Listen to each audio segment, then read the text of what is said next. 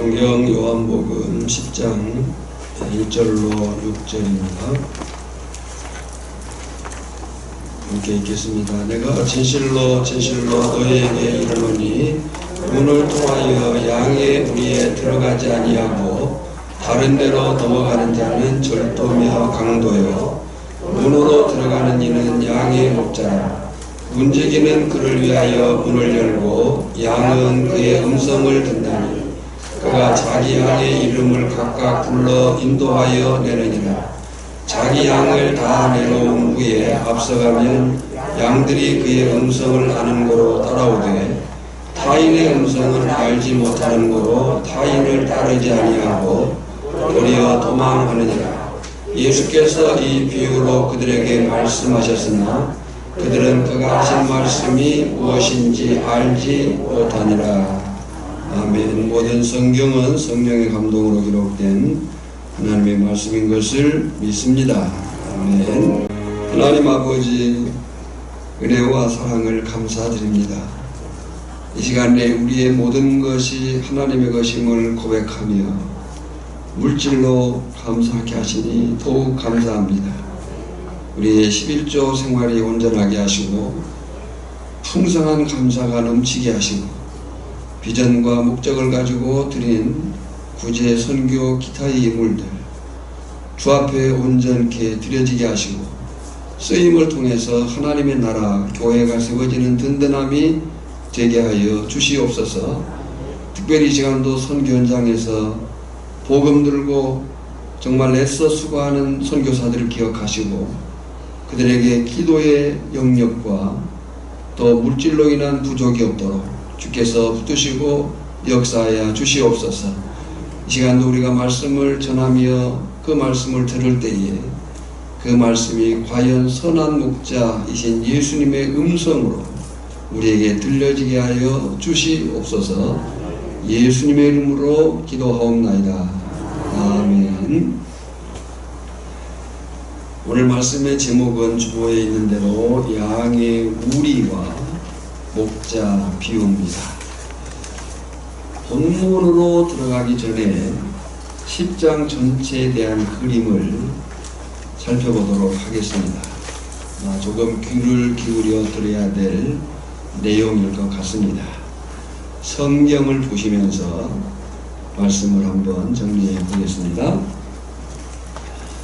성경 전체의 구속사적 개관, 이 구속사적이라고 하는 것은 구원 역사의 입장에서예요. 성경 전체의 구속사적 개관에서 요한복음 10장은 예수님께서 본래 제2위 성자 하나님으로서 절대 신성을 가지신 존재셨음을 나타냅니다. 그런데 하나님이 태초부터 세우신 구속의 법에 따라 우리의 죄를 대속하기 위하여 사람의 모습으로 오신 그리스도 메시아이심을 입증합니다. 지금 우리가 살피고 있는 부분이 요한복음 전반부인데요. 요한복음의 전반부는 예수님의 그리스도직 곧 메시아직과 예수님 안에서의 우리의 구원의 절대성을 확증하기 위한 기록입니다. 먼저 한번 요한복음을 보시면서 손가락으로 1장 19절을 펴시고 그리고 12장 50장을 이렇게 손으로 잡아보시기를 바랍니다. 지금 1장 19절부터 12장 50절까지는 예수님의 공생애의 여러 사건들 중에서도 예수님의 그리스도직, 메시아직에 대한 증언들과 예수님 자신이 행한 표적들과 자기 계시를 제시하는 기사의 연속 부분이에요. 그러니까 1장 19절부터 12장 50절까지는 쭉 연결되어 있는 이야기다라고 생각을 하셔야 되는 거죠. 그래서 1장 19절로 12장 50절은 예수님의 공생의 시작 기사에서부터 예수님께서 예루살렘 공식 입성하시어 십자가 순환을 당하시기 전날 밤이 최후의 만찬 직전까지의 사건이고요. 그 중에 예수님의 진리되심을 입증할 수 있는 주요 기사들을 대략 연대순으로 제시하고 있어요. 자, 공생의 시작부터 최후 만찬 직전까지의 사건에 있어서 예수님이 진리이시다 라고 하는 것을 입증할 수 있는 주요 기사들을 연대순으로 제시하고 있다 라고 하는 거예요. 그래서 마태, 마가, 누가, 요한복음을 가장 시간대로 잘 정리해 놓은 성경이 요한복음이라고 보는 거예요. 시간과 공간 속에서 시간적으로는 4번의 유월절, 공간적으로는 갈릴리와 사마리아와 유대를 중심해서 예수 그리스도가 진리이시다 하는 것을 지금 연대순으로 기록해 놓았다라고 얘기를 하는 거예요. 그 가운데 요한복음 10장은 크게 둘로 나누어지는데 이제 요한복음 10장을 보셔야 돼요. 요한복음 10장은 1절로 21절은 초막절기 중에 기록된 사건입니다. 1절로 21절은 어떤 절기 때요? 초막절기 때 있었던 사건의 기록이에요. 이 무렵에는 예수님의 공생의 사역이 상당히 진행되었어요. 그 공생의 사역이 진행되는 가운데 두 가지 반응이 있었습니다. 첫째는 전 우주의 구속주이신 메시아로 오신 예수님의 구속사역을 다만 편협한 민족주의적이고 인본주의적인 입장에서 곡해한 유대인들이 있었어요. 그들은 예수님을 오해해가지고 정치적 해방자로 추앙을 하려고 했습니다.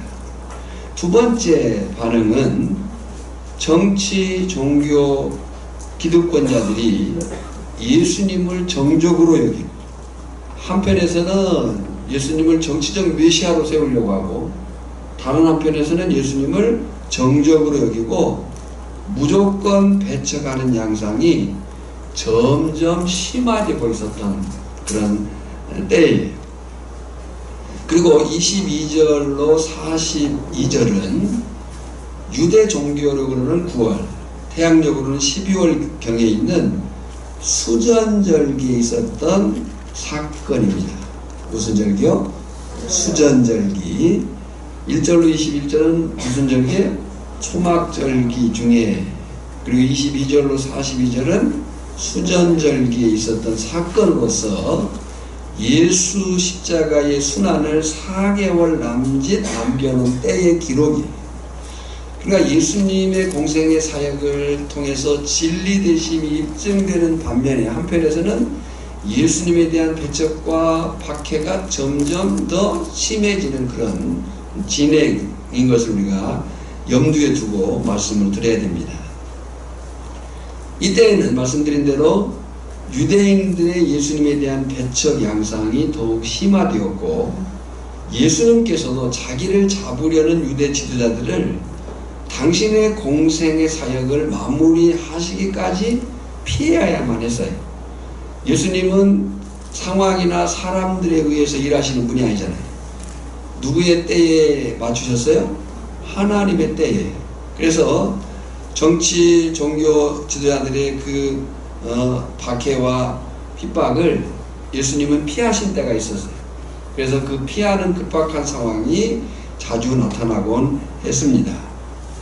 이런 배경하에 요한복음 10장은 예수님께서 장차 유대인들의 배척에 의해 죽임당하실 것을 아시고 자신의 죽음이 양들을 위한 선한 목자로서의 죽음이며 그 죽음은 마땅히 죽어야 될 죄가 있어서 죽거나 혹은 연약해서가 아니고 예수님의 죽으심은 마땅히 죽어야 될 죄 때문도 아니에요. 힘이 없어서도 아니에요.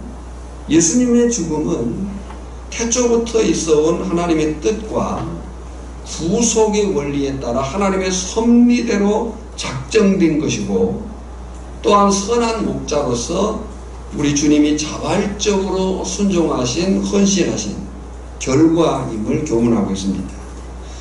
이런 문맥에서 10장 내용을 한번 구분해 보면 이래요. 먼저 요한복음 10장을 먼저 보셔야 됩니다. 1절로 21절은 전반부예요. 전반부는 그 배경절기가 뭐라고 했어요? 초막절기라고 했어요.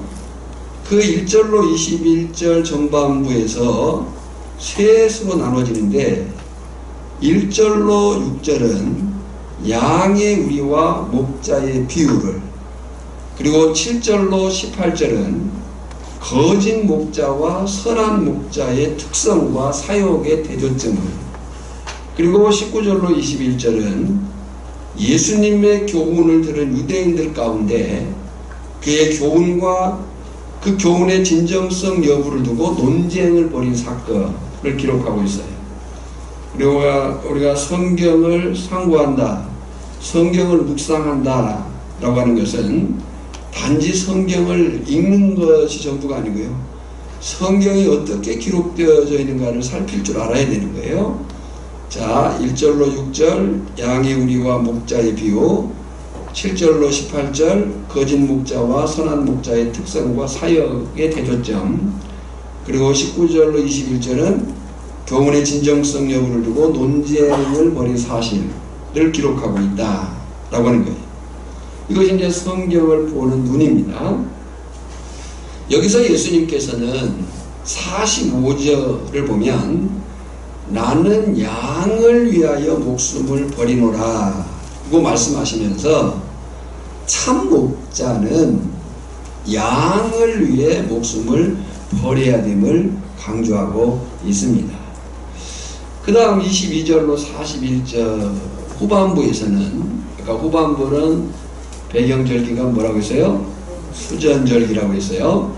후반부에서는 예수님께서 예수님의 말씀을 믿지 않는 유대인들을 향하여 22절로 30절 참 목자에게 속한 양과 그렇지 않은 양의 속성에 관한 교훈을 하시고, 31절로 39절은 참 목자이시기 때문에 당연히 가지고 계신 자신의 신성에 대한 자기 증거와 유대인들의 배척을 말하고, 40절로 42절은 과거 세례 요한의 증거를 믿은 자들이 예수님을 메시아로 믿은 사실을 지금 기록하고 있습니다. 자, 앞에 설명 중에 말씀을 드렸습니다. 10장은 두 절기가 배경이에요. 그것은 무슨 절기 무슨 절기라고 했어요? 초막절기와 수전절기. 초막절에 대해서는 7장 8장 계속 살폈습니다. 그리고 이제 수전절기는 나중에 구체적인 내용을 공부하도록 하겠습니다. 자, 이런 내용을 배경으로 오늘은 10장의 전반부 1절로 21절, 그 중에서도 1절로 6절을 통해서 양의 우리와 목자 비유를 살피면서 말씀의 은혜를 나누고자 합니다. 비유가 무엇인가? 비유 기록을 해놓으세요. 비유가 무엇이냐 라고 할 때 이 비유는 헬라어로 파로이미아 라는 말인데, 자문이나 상징을 통해서 무언가를 설명하고자 하는 그것이 비유예요. 근데 이 요한복음에서는 파로이미아로 단어가 되어 있는데 공관복음에서는 파라볼레로 되어 있어요. 우리 요한복음의 비유와 공관복음의 비유의 차이가 뭐냐라고 할 때, 공관복음은 그 비유가 이야기 형태로 되어 있습니다. 그래서 공관복음에는 비유란 단어가 파라볼레로 되어 있고 요한복음은 사건을 말하고 있어요.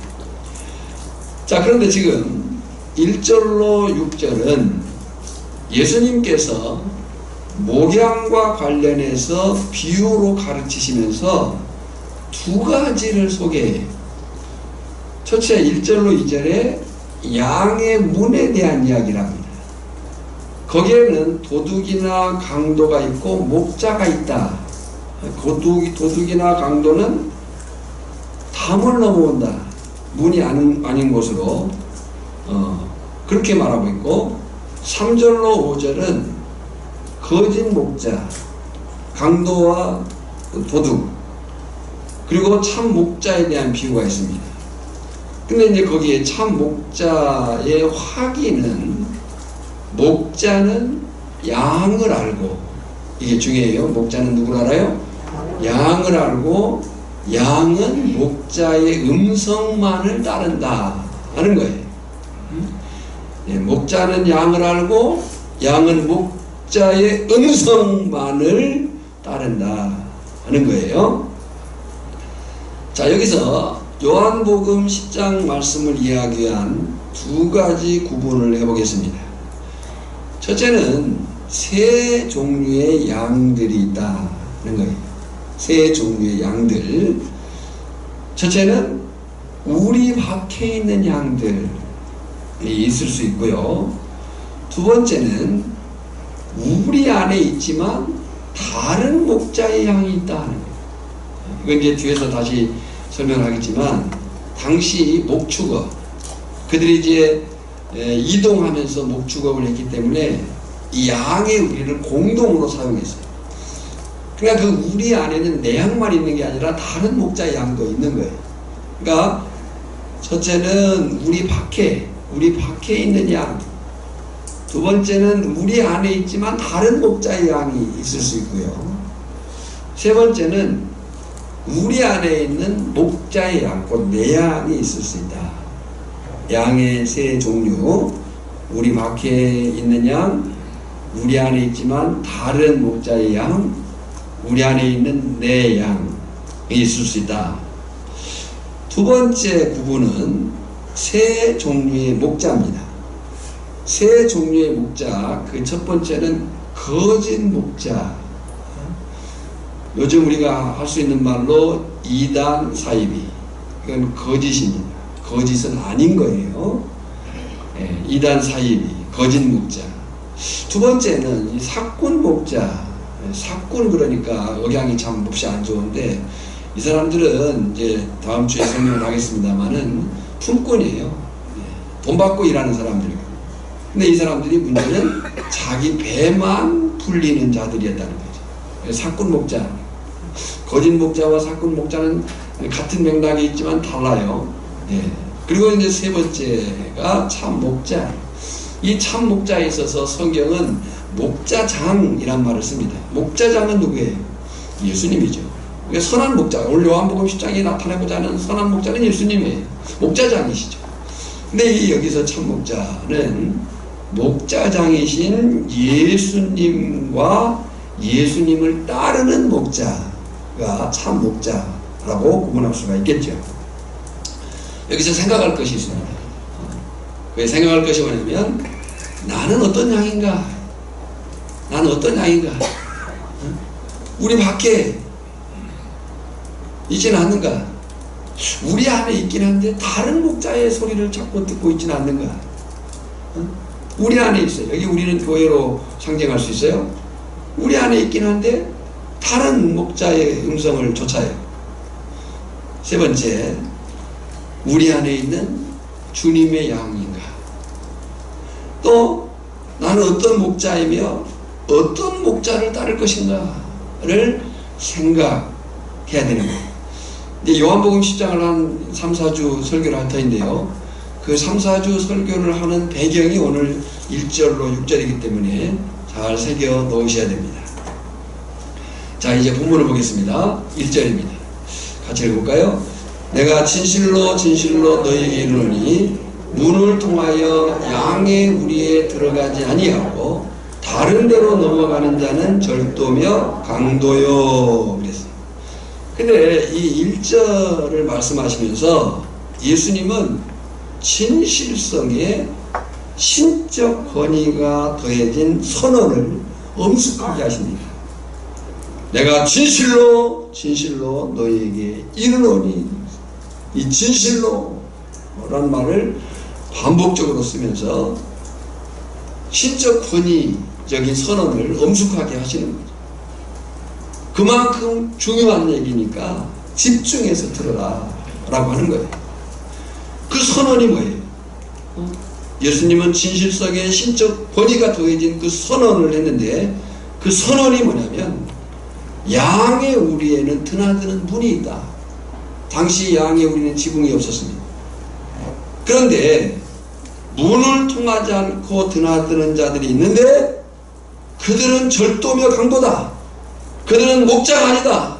자기 욕심만을 채우는 자들이다 라고 엄숙하게 선언하고 계신 거예요. 구약 에스겔 34장을 보면 하나님께서 에스겔 선지자에게 이스라엘의 거짓 목자와 삭군 목자들에게 예언하라고 말씀을 하셔요. 에스겔 34장 2절로 4절까지를 한번 같이 읽겠습니다. 주 여호와께서 이같이 말씀하시되 자기만 먹는 이스라엘 목자들은 화 있을진저 목자들이 양떼를 먹이는 것이 마땅하지 아니하냐. 너희가 살찐 양을 잡아 그 기름을 먹으며 그 털을 일되 양떼는 먹이지 아니하는도다.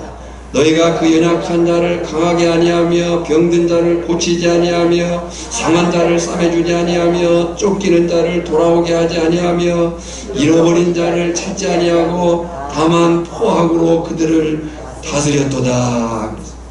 하나님께서 에스겔 선지자에게 이스라엘 그 목자들 가운데 거짓 목자와 삭군 목자들을 구별하라, 그들을 향해서 예언하라고 말씀합니다. 그러니까 이 말씀 속에서 우리는 거짓 목자와 삭군 목자가 어떤 사람들인가를 분별할 수 있어야 됩니다. 바울도 로마서 16장 17, 18절에서 아주 강하게 권고합니다. 같이 읽어볼까요? 너희가 배운 교훈을 거슬러 분쟁을 일으키거나 거치게 하는 자들을 살피고 그들에게서 떠나라. 이 같은 자들은 우리 주 그리스도를 섬기지 아니하고 다만 자기들의 배만 섬기나니 교활한 말과 아첨하는 말로 순진한 자들의 마음을 미혹하느니라. 구약시대의 거짓 선지자 삭군 목자에 대한 경고뿐만 아니라 바울 사도가 오늘 신약에 있어서도 이런 사실들에 대해서 분명하게 얘기를 하고, 또 사도행전은 사도 요한은 요한 2서 7절에서 이렇게 말합니다. 미혹하는 자가 세상에 많이 나왔나니. 미혹하는 자가, 이 미혹한다는 말이 플라노스라는 말인데요, 길을 잃게 하는 자가 세상에 많이 나왔으니 그랬어요. 그러니까 오늘 우리 주변에는 문이 아닌 담을 넘어서 양의 우리에 들어온 자들이 많다는 거예요. 이단 사이비가 많다는 거죠. 영적인 분별력과 말씀 안에 깨어있지 아니하면 우리가 싸워 이길 수 없는 그런 세력들이 많이 있다는 거예요. 반면에 양의 목자는 문으로 들어간다. 2절이죠. 문으로 들어가는 이는 양의 목자라 그랬어요. 여기서 정리를 좀 하겠습니다. 양이 누구인가? 양은 뭐 우리가 이미 파악했겠지만 하나님의 택하신 자들 곧 성도들을 말합니다. 양이 누구라고요? 하나님의 택하신 자들 곧 성도 곧 나를, 하나님의 택하신 자들 곧 성도들을 말합니다. 그럼 양의 목자, 양의 문은 누구인가? 예수님입니다. 양의 목자가 예수님인가 동시에 양의 문이 예수님이에요. 1절에 보세요. 1절. 내가 진실로 진실로 너에게 이르노니 문을 통하여 양의 우리에, 이렇게 말해요. 문을 통하여 양의 우리에 들어가야 되는데 7절에 보면 내가 진실로 진실로 너에게 말하노니 나는 양의 문이라 그랬어요. 그러니까 예수님은 양의 목자가 되시지만 양의 문이시기도 하셔요. 그러면 양의 주인은 누구예요? 양의 주인은 당연히 성부 하나님 아버지십니다. 그러니까 그가 누구든지 예수님을 통하지 않고 양의 우리에 들어가는 자는 양을, 하나님의 양을 훔치는 절도요 강도인 거예요. 3절을 보세요. 근데 여기 3절에 보면 문지기가 나와요. 이 문지기에 대한 여러 해석이 있는데, 다만 본문이 비유라고 했어요. 비유는 잠언이나 상징어를 통해서 설명하고자 하는 거예요. 그 비유라는 이해 속에서 당시 이제 작은 목장은 목자가 문지기 역할도 했지만 조금 규모가 있는 목장은 문지기를 고용을 했어요. 그래서 그 문지기가 밤 동안 양을 지킵니다. 아마 저기 그림에 보면 문지기가 있는데, 문지기는 어디에서 잠을 자느냐? 문 앞에서 잠을 자요. 문 앞에서. 저 문이 마치 그 제주도 가면 옛날 제주도 그 출입문이 그렇게 돼 있잖아요. 막대기를 올리고 내리고 해가지고 몇 개 올라가고 내려가면 손님이 집안에 주인이 있다 없다는 걸 표시한다고 하는 것 같아요. 자, 이제 양의 목자, 이 문지기, 때로는 이제 적은 규모에서는 목자가 직접, 아니면 이제 좀 규모가 있으면 아까 말씀드린 것처럼 공동으로 이 우리를 사용한다고 할 때 목자를 주인 문지기를 고용해서 그 문지기는 문 앞에서 이렇게 누워서 잤어요. 그리고 이제 밤 동안 양을 지키고 문지기는 아침에 목자가 오면 문을 열고 양을 내어줬어요. 3절에 이렇게 말하죠. 문지기는 그를 위하여 목자를 위하여죠. 그를 위하여 문을 열고 그랬어요. 그러니까 중요한 것은 그 다음이에요. 중요한 것은 그 다음인데 3절을 계속 보면 양은, 자 같이, 양은 그의 음성을 듣나니, 그 듣나니에다 동그라미를 치세요. 양은 그의 음성을 듣나니, 이 듣나니란 말이 아코란 말인데요, 단지 소리를 듣는 게 아니라요, 들어서 깨닫는다는 말이에요.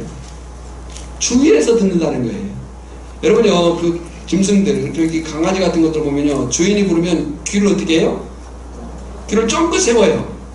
왜요? 주인의 소리를 듣기 위해서. 그러니까 그런 들음인 거예요. 그런. 양은 그의 음성을 듣나니 그랬어요. 여러분, 양은 목자의 음성을 안다는 거예요. 아멘. 양은 목자의 음성을 압니다. 뿐만 아니에요. 목자는 자신의 양들의 이름을 안다고 얘기했어요. 놀랍잖아요. 주님이 저나 여러분의 이름을 낱낱이 아신다는 거예요. 목자는 자신의 양들의 이름을 안다. 그가 자기 양의 이름을 각각 불러 인도하여 내느니라. 자기 양의 이름을 각각 불러 인도하여 내느니라.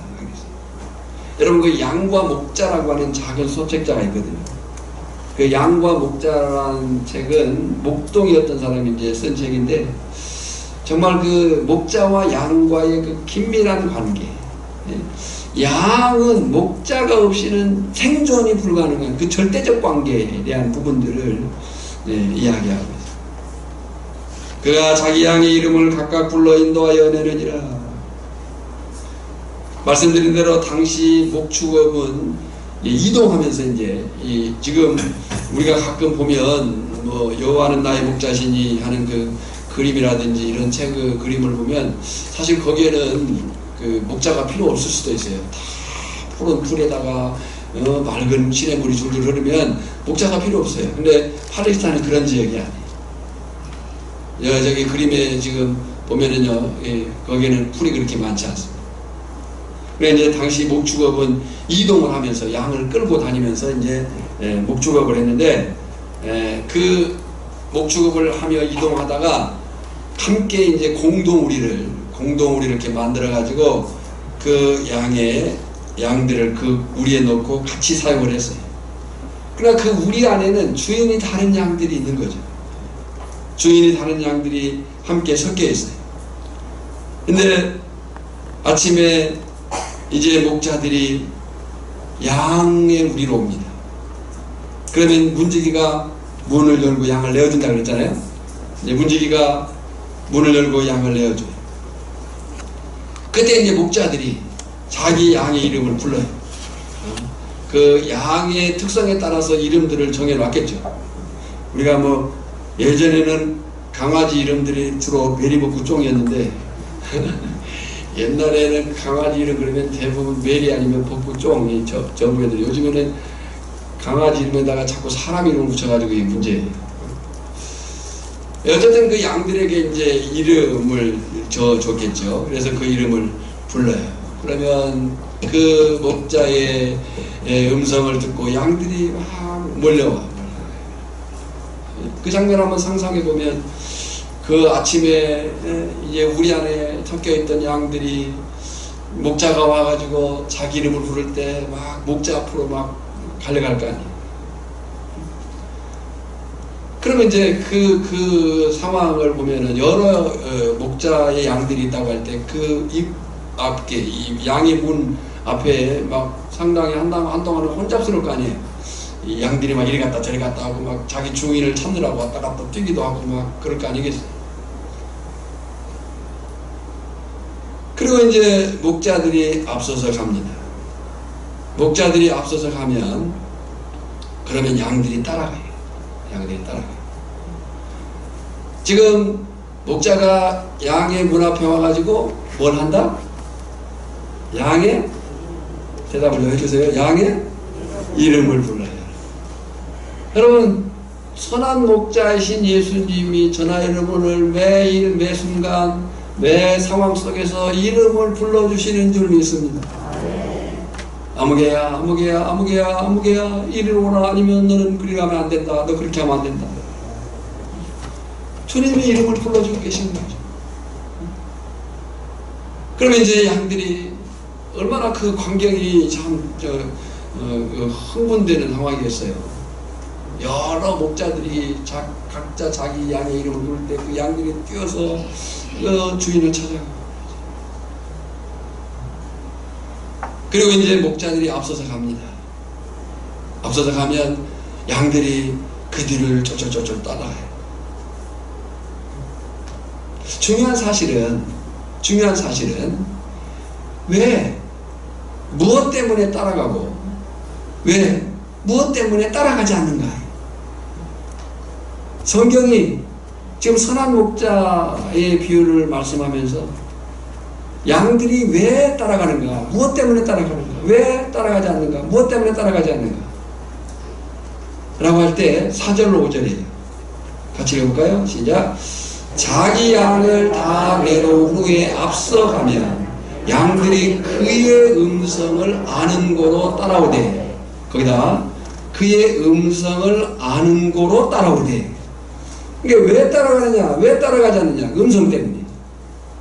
그의 음성을 아는 고로 따라가되 타인의 음성은 알지 못하는 고로 타인을 따르지 아니하고 도리어 도망하라. 타인의 음성을 알지 못한다는 것은 그것은 주인의 음성이 아니라는 거죠.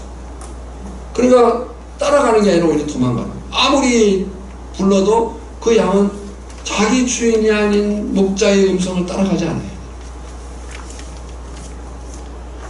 이 말씀을 앞에 설명과 연결해 보면요, 팔레스타인은 넓은 들판이에요. 양에 우리는 함께 쓴다고 그랬어요. 여러 목자들이 아침에 자기 양을 불러냈어요. 막 뒤섞여 있는 상황일 수 있어요. 그 뒤섞인 상황에서 이제 자기 양들을 불러가지고 이렇게 하나, 둘, 셋, 세웠을 거 아니에요. 양의 목자가 하는 일은 늘 양을 세는 일이니까. 들어갈 때 세고, 나올 때 세고, 밤새도록 혹시라도 짐승들에게 뜯기지 않았는지, 어떤 위험한 일 없었는지 부단히 살피는 것이 목자의 역할이죠. 그러면서 이제 이 목자가 그 막 이름을 불러놨지만 아직 막 섞여 있는 상황에서 목자가 앞서서 가면서 소리를 냅니다. 그러면 놀랍게도 양들이 자기 주인의 소리를 알고 따라가. 네.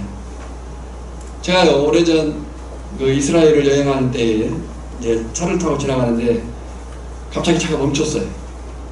그래서 보니까 그 가이드가 하는 말이 지금 양들이 목자를 따라가기 때문에 멈춰준 거예요. 도로를 건너고 있어요, 양들이.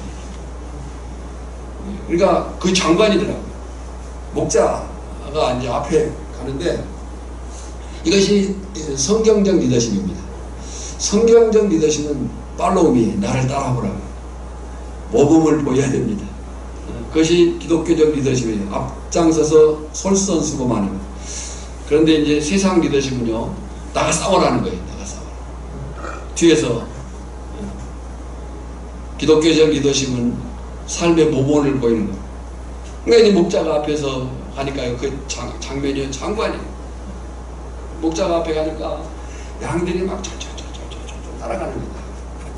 뭐 이제 어린 양들은 막 일로 뛰고 저로 뛰고. 근데 제가 그 장면을 보면서 가만히 지켜보니까요, 이 목자는 계속 어떤 소리를 내요.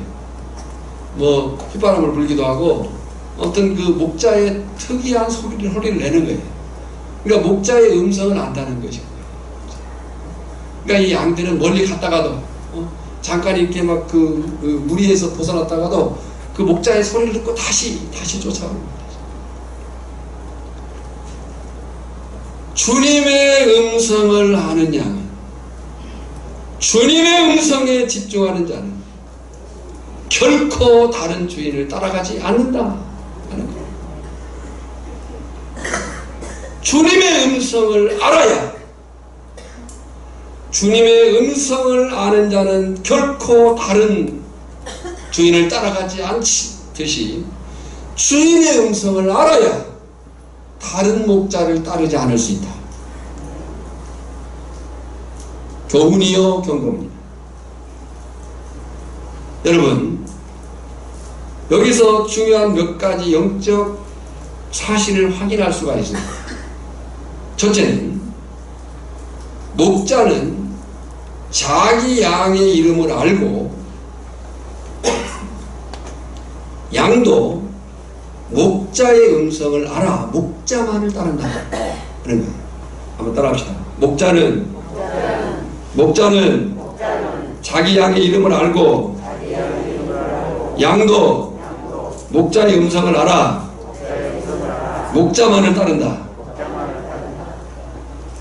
이게 영적인 중요한 사실을 확인해요. 두 번째는, 다른 목자, 거짓 목자, 사꾼 목자의 음성은 따르지 않는다는 거예요. 다른 목자, 거짓 목자, 사꾼 목자의 음성은 따르지 않는다는 거예요. 세 번째는, 그럼에도 끝까지 다른 목자를 따라간다면 그 양은 선한 목자, 예수님을 따르는 양이 아니다 하는 거예요. 그러니까 거짓 목자, 사꾼 목자도 문제지만 양도 가짜가 있을 수 있다는 거죠. 이단 교주들이 문제죠. 이단 교주들이 보통의 사람들이 아닙니다. 그들이 얼마나 교활하고 간교한가. 저는요, 가끔 그런 걸 보면서 이야, 정말 대단하다. 사실 사람을 그렇게 지배한다는 것이 그렇게 어디 쉬운 일입니까? 우리가 어린이 하나만 달래는 것도 얼마나 힘든데, 사람들 그 수십만의 사람들을 그렇게 지배할 수 있다는 것은 좀 어떤 면에서 보면 참 대단하죠. 그러니까 이단 교주가 문제예요. 얼마 전에 PD 수첩에서 그 돌나라라고 하는 특이한 또 이단이, 뭐 우리나라에서 그렇게 하다가 지금 사람들을 브라질로 끌고 가가지고 브라질에서 사람들을 그렇게 하는 세력들이 있어요. 다 결국은 그것은 돈 문제고 성 문제입니다. 이단들의 결론은 돈 문제 아니면 성 문제입니다. 결론이 그렇게 가거든요. 근데 거기에 수많은 사람들이 추종 세력으로 따라가 있어요. 그러니까 이단 교주도 문제지만요, 따르는 사람도 문제거든요. 더군다나 이단이라고 하는 분명한 사실이 밝혀졌음에도 불구하고 여전히 그를 추종한다? 그건 가짜 양일 수 있는 거예요. 제가 이단에 빠졌던 사람 몇 사람을 상담한 적이 있는데요, 실컷 설명하고 또 말씀을 가르쳐 놓으면요, 결론이 뭐라고 하냐면, 그래도 그 말씀이 맞으면 어떻게 해요, 이거예요. 그래도 그 말씀이 맞으면 어떡하냐는 거예요. 어쩌면 그게 그의 듣는 음성일 수 있다는 거죠. 그러니까 이단 사이비 거짓 사꾼 목자도 문제지만은요, 그를 따르는 가짜 양도 문제가 될 수 있는 거죠. 이단이라고 분명히 밝혀졌는데도 여전히 추종한다? 그건 가짜 양일 수 있다. 제가 20대 후반에 도전적으로 받은 말씀들이 있는데 그 말씀 중 하나가 예레미야 5장 30절로 31절입니다. 화면에 나오겠지만 성경을 찾아보시면 예레미야 5장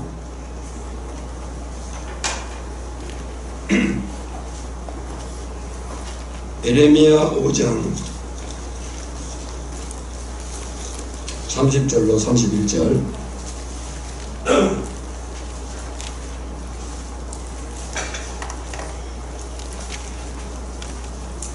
제가 20대 후반에 겪은 일이 있어서 이 말씀을 보면서 정말 마음에 깊이 담아둔 말씀입니다. 밑줄을 그어놓으시면 좋겠고요. 한번 읽어볼까요? 시작. 이 땅에 무섭고 놀라운 일이 있도다. 선지자들은 거짓을 예언하고 제사장들은 자기 권력으로 다스립니다. 내 백성은 그것을 좋게 여기나니 마지막에는 너희가 어찌하려느냐. 여기 이 땅에 무섭고, 이 말이 개역 한글에는 기괴하고 그렇게 되어 있어요. 기괴하고. 이 땅에 무섭고 기괴하고 놀라운 일이 있도다. 예레미야 보니까 이 땅에 기괴하고 놀라운 일이 있는 거예요. 말도 안 되는 일이 있는 거예요. 그 말도 안 되는 기괴하고 놀라운 일이 뭐냐? 첫째, 선지자들은 거짓을 예언해요. 제사장들은 자기 권력. 제사장들은 누구의 힘으로 일해야 돼요? 하나님이 공급하시는 힘으로 일해야 돼요. 근데 자기 권력으로 다스림이에요. 여기까지는 선지자와 제사장 책임이에요. 그죠? 여기까지는 선지자와 제사장 책임입니다. 근데 저에게 충격적인 말씀이 뭐냐면 그 다음 말씀. 내 백성은 그것을 좋게 여기나니 마지막에는 너희가 어찌하느냐. 내 백성이 그것을 좋게 여긴다는 게 아무리 거짓이고 아무리 유혹하고 아무리 미혹한다 해도 그것을 따르지 않는 사람이 따르지 않는다면 그거 무슨 힘을 쓸 수 있겠어요. 근데 내 백성이 그것을 좋게 여긴다. 여러분, 저는 이것이 성도들이 말씀을 들을 때 정신을 차리고 들어야 되는 이유라고 생각해요.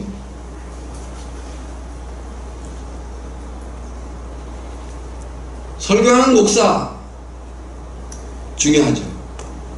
그러나 설교하는 목사를 너무 믿지 마라. 저는 제가 이건 경선에서 하는 말도 아니에요. 언제든지 얼마든지 헛소리 할 수 있다. 제가 요 근래 어떤 분과 고민하는 얘기를 하길래 그런 얘기를 했어요. 성도들이 깨어 있어야 된다. 성도들이 깨어 있어야 된다는 것은 말씀과 기도예요. 성도들이 말씀의 분별력을 가지고 말씀의 깊이와 높이와 넓이가 세워져 있으면 목사가 어떻게 함부로 설교할 수 있겠냐. 만만하니까 그냥 만만하게 설교하는 거죠. 여러분, 목사의 설교가 마음에 안 듭니까? 그러면 나는 그 설교를 들을 만한 정도가 어느 정도인가도 생각을 하죠. 혹시 목사의 설교가 만만합니까? 만만하게 설교합니까? 그러면 우리를 만만하게 보고 있다고 생각을 하셔야 돼요. 그러지 않으려면 설교자만큼이나 성도들도 말씀에 깨어 있어야 되는, 말씀을 알아야 되는 거예요. 그래야 함부로 하지 못하는 거죠. 이건 저를 향한 책임이기도 합니다.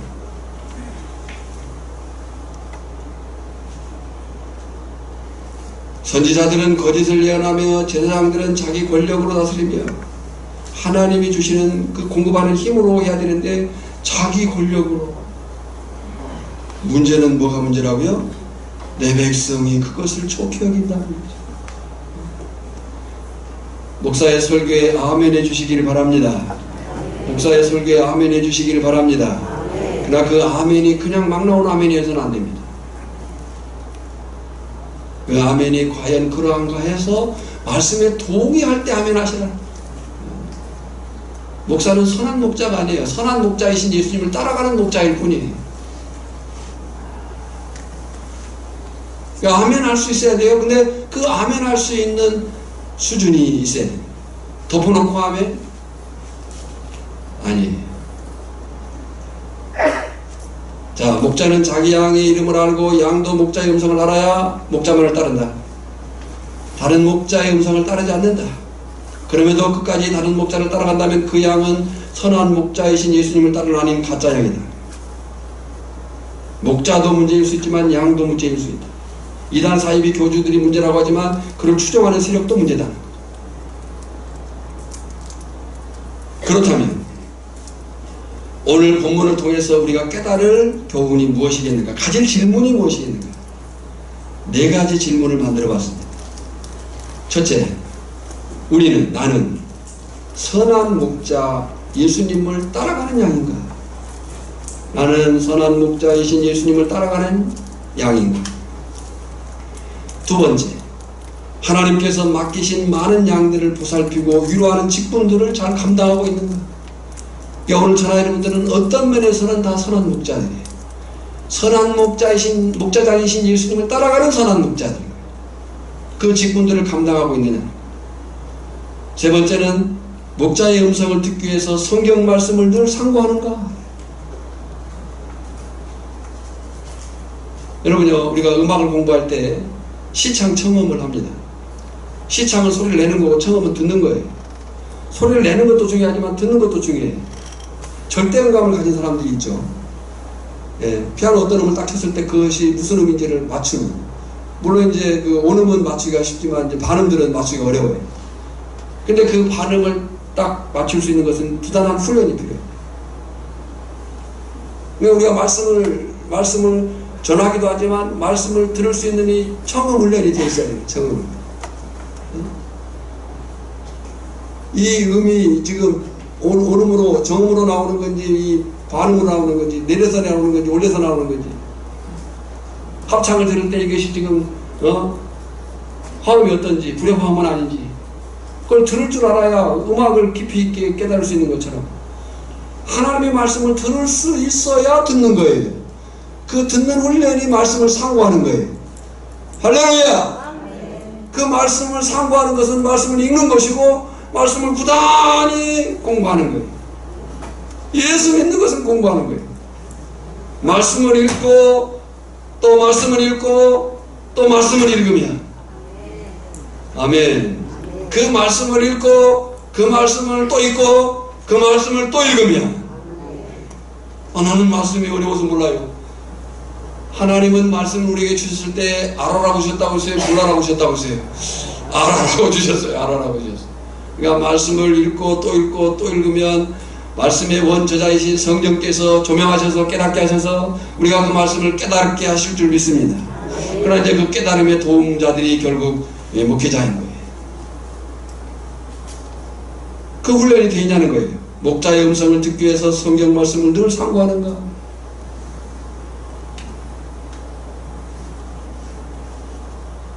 잘된다, 좋다, 복받는다, 거기에만 취해 있으면 곤란해요.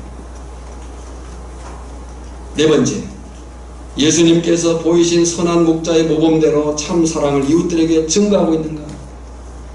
주님은 자신이 우리의 선한 목자 되심을 골고다 십자가 언덕에서 보혈의 피를 흘림으로써 증거하셨습니다. 선한 목자의 모범을 보이신 거죠. 그리고 모범을 보이신 주님은 우리에게 지금 이렇게 말씀하셔요. 마태복음 18장 33절에 같이 읽어볼까요? 내가 너를 불쌍히 여김과 같이 너도 내 동료를 불쌍히 여김이 마땅하지 아니하냐. 바라기는 저나 여러분 모두는 양의 문이신 예수님만을 통해 양의 우리의 드라되며 선한 목자이신 예수님의 음성만을 따르는 선한 양이기를 주님의 이름으로 축원합니다. 하나님 아버지 은혜와 사랑을 감사합니다. 오늘 이 말씀을 통해서 무엇보다 나 자신을 돌아보게 하여 주시옵시고 목자이신 주님이 내 이름을 알고 나를 부를 때에 내가 주님의 음성 앞에 나아갈 수 있는 그런 들을 수 있는 귀가 있게 하여 주시옵시고 선한 목자이신 예수님만을 따라가는 누구를 무엇을 핑계댈 것이 아니라 내가 하나님의 말씀을 들을 수 있는 사람으로 준비될 수 있도록 말씀을 읽고 그 말씀이 무엇인가 하여 고민하고 그 말씀을 깨닫고자 하는 그 싸움이 말씀과 기도 앞에 날마다 살아 있을 수 있도록 우리 심령들을 주관하여 주시옵시고, 우리 이 오천교회 주님의 양의 우리 가운데 강도나 도둑이 들지 못하도록 선한 목자이신 예수님 말 따르는 선한 양들만 있을 수 있도록 주여 도우시며 역사에 주시옵소서. 예수님의 이름으로 기도하옵나이다. 아멘.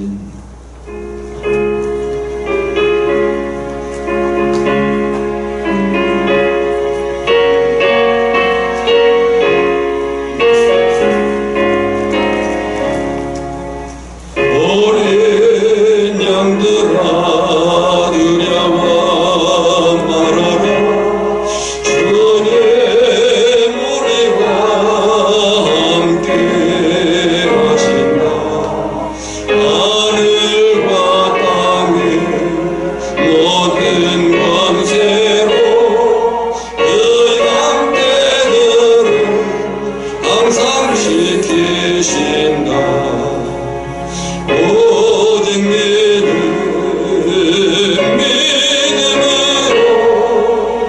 두려움 없으리. 오직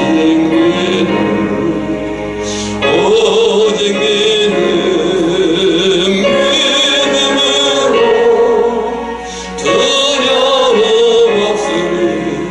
오직 믿음. 어린 양들아 두려워 말아라. 주가 내 갈 길 인도하신다. 마라의 승부 알게 하신 주 그 동산에서 피땀 흘리셨네. 오직 믿음으로